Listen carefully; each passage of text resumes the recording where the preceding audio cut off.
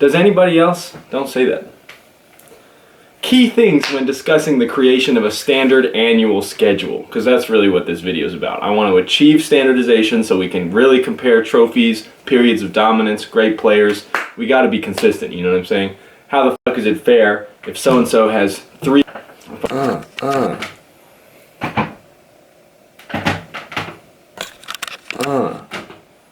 26 millimeters.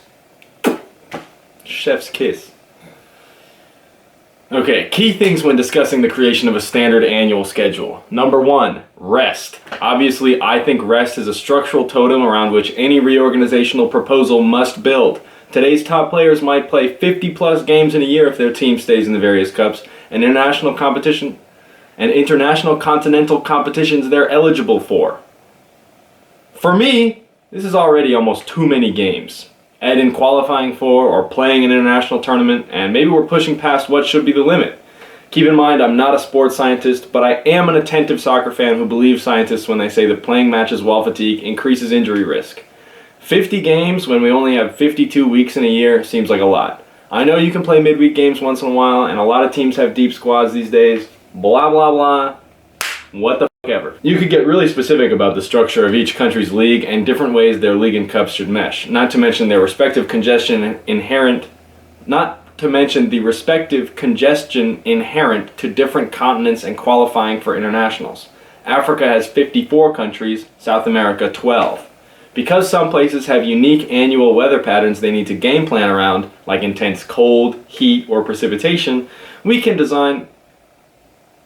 have to design a broad enough standard schedule without impinging on continental federations' abilities to schedule things in a way that makes sense.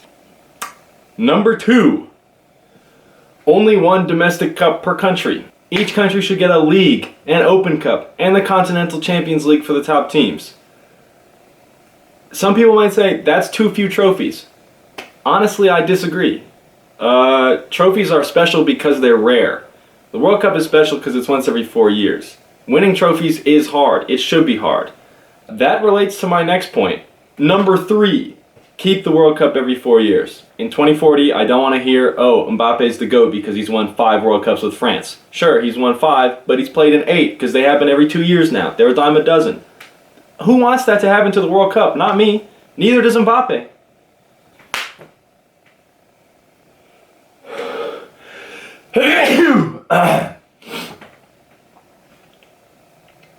While I'm in list mode, I'll hit a few more.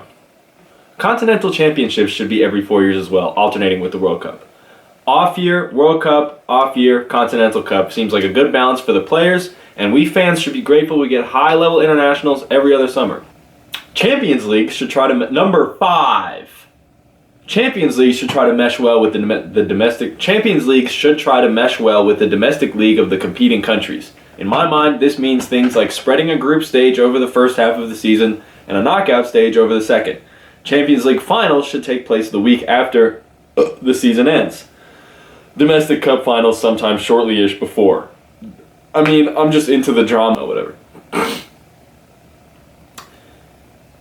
Number 6. International windows are tough. The system we've got now doesn't feel great to me, but I can't think of something markedly better off the dome. Should we go for longer windows less frequently? Shorter windows more frequently?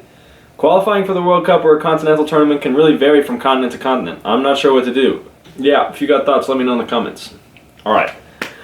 I do want to point out that the schedule I've created is unequivocally influenced by the European schedule. At the moment, soccer financial inequality across the globe is extremely pronounced in Europe's favor. They have all the top players and teams because they have the most money. The wealth and resource redistribution processes needed to overcome this inequality are deeply necessary, and their continued absence is a damning indictment of the global north, particularly Europe, the United States, and Canada. Let's go to the whiteboard. Nah, fuck that. Basically, imperialism is mad serious. Can't say that. The reason Europe has the most money is because they exploited the rest of the world for the last 500 years. So, I'm not an expert, and you should do more research about that, because we live in a world shaped by colonialism, and we should think about how that affects what we see as a possibility for all of us, a possibility for the world that we could create. Alright. Alright, I said I would film this on the whiteboard, but fuck it, I already drew it out, so fuck that.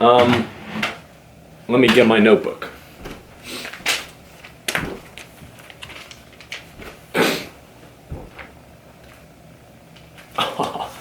Let's go. Alright, here it is. So you've got summer on the top and winter on the bottom. Basically, as you can see, let me make this a little easier for myself.